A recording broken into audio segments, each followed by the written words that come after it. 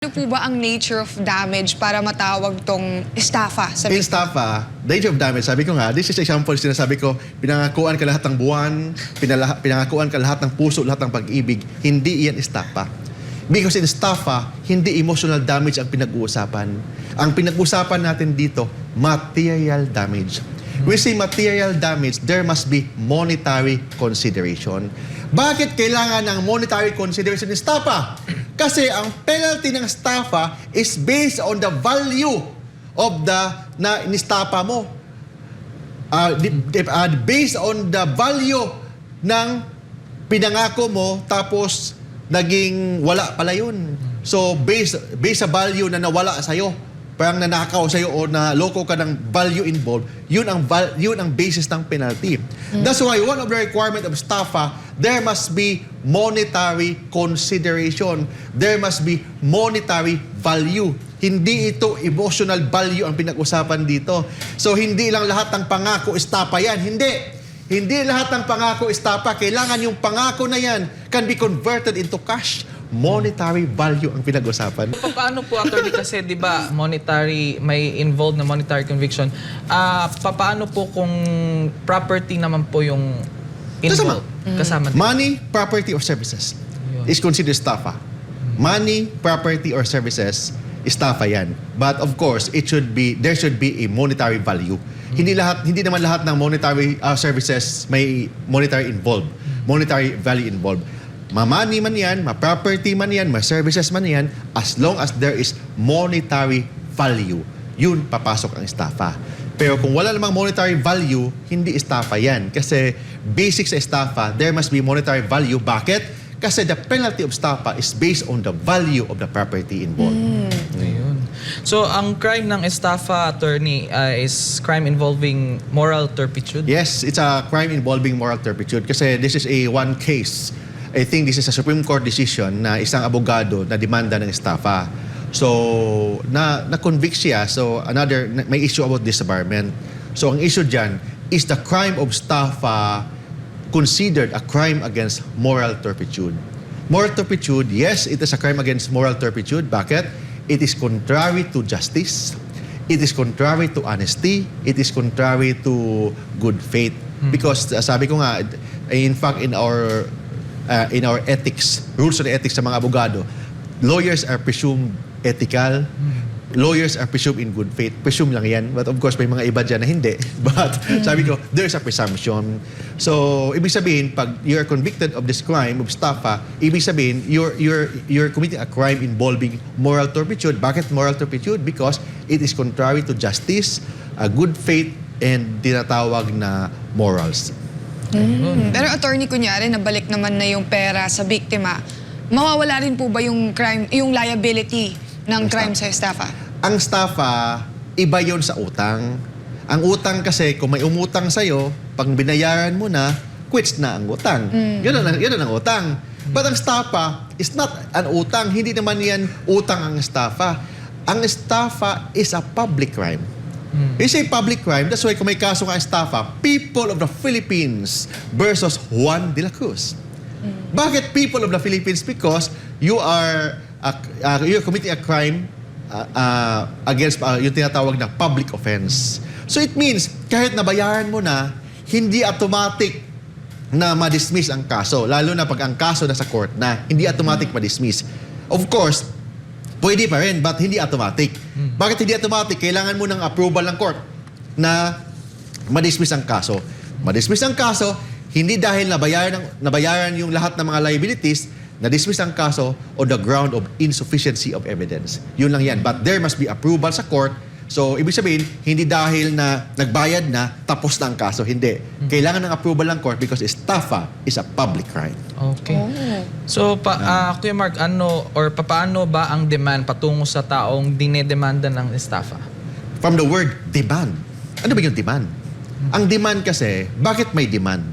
Kasi in nature, ang tao magaling mangako. But mangako na gawin yan, mabait pag umutang, but panahon sa singilan, yung ulyanin. Ang daming makakarelate. Ulyanin, ha? Mabait, sobrang mabait pag umutang, ang daming mga pangako. ang daming mga pangako sa panahon sa pag-uutang. Kahit mga ligawan system, ganun. Daming mga pangako, tapos pag hindi, wala pala, hindi pala totoo. Yun yan, kasi nature ng tao yan. So, that's why ang batas ng Pilipinas or any laws, based yan sa human nature.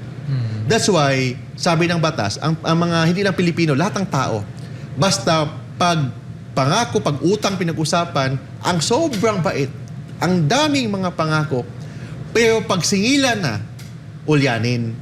So, anong gagawin mo? Kasi Yung ulyanin ng tao. Naka-amnesia na pag singilan na. So, anong dapat gawin mo? Sabi ng batas, there must be demand. Demand. Because if there is no demand, the obligation is not due and demandable. Ibig sabihin, kung hindi mo pinaalala yung obligasyon, hindi demandable, hindi due, hindi demandable, hindi deadline, hindi collectible. Bakit? Kasi ang obligation become due and demandable only if there's a demand. A demand, it can be judicial demand or extrajudicial demand. Ibig sabihin, ang tao ulyanin. By nature, ha? By nature, of course, may mga exception dyan. Ang tao ulyanin. So, paano mo mawala yung pagiging ulyanin niya? Ipaalala mo. Ipaalala mo. Pero Kuya Mark, ano ba? Ang daming nangungutang ngayon, di ba? Makukulong ba ako pag kunyari nangutang ako? Walang makukulong sa utang. Yun. Walang makukulong sa utang. Makukulong ka lang kung nagsisinungaling ka, lalo na pag may mga promises ka na ganyan, mga investment, mga pangako na ilagay natin sa negosyong ganyan, tapos wala palang negosyo, imaginary business pala. Sabi mo, sige, mag-invest tayo dito. 500,000 ka, 500,000 ako, gagawa tayo ng isang coffee shop. Uy, wala palang coffee shop, laway lang pala yun. Hangin lang pala. So, ibig sabihin, yung 500,000 mo, nawala. Nag-invest ka kasi pagkapital sa isang coffee shop, wala pala. Yun ang estafa. Pero pag umutang lang, wala namang promises. Anong gawin? Pautangin mo ako? Wala yan. Bakit? Kasi, don't forget, ang utang is one of the contract. And in contract or law on contracts, pwede kang umutang, but may obligation kang magbayad. Pero hindi ka magbayad, under our constitution, hindi ka dapat ikulong or there is no criminal liability of the mere fact of utang. Pero ano-ano po ba ang mga elemento naman ng estafa? So maraming elemento ng estafa, lala. First element of estafa, number 1, kailangan ang money, kwarta, property, or services must be received. Kailangan natanggap yan ni offender. In trust. Ibig sabihin, binigay ang kwarta ni offender, binigay ni offended, yung biktima, binigay ang kwarta sa'yo, pinagkatiwala sa'yo ang kwarta. Hindi lang binigay kasi ipautang sa'yo. Iba yung ibigay pa ipautang. Iba yun, ha? Pag binigay pa ipagkatiwala for a particular purpose, tapos hindi mo nagawa yung purpose na yan, there is misappropriation.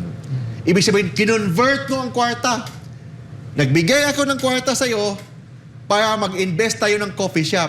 Ang ginawa mo, yung 500,000 na binigay ko sa'yo, nilasing mo lang. Tour ka doon, tour ka sa Japan, tour ka sa Hong Kong, wala na ang coffee shop. Imaginary lang pala yun.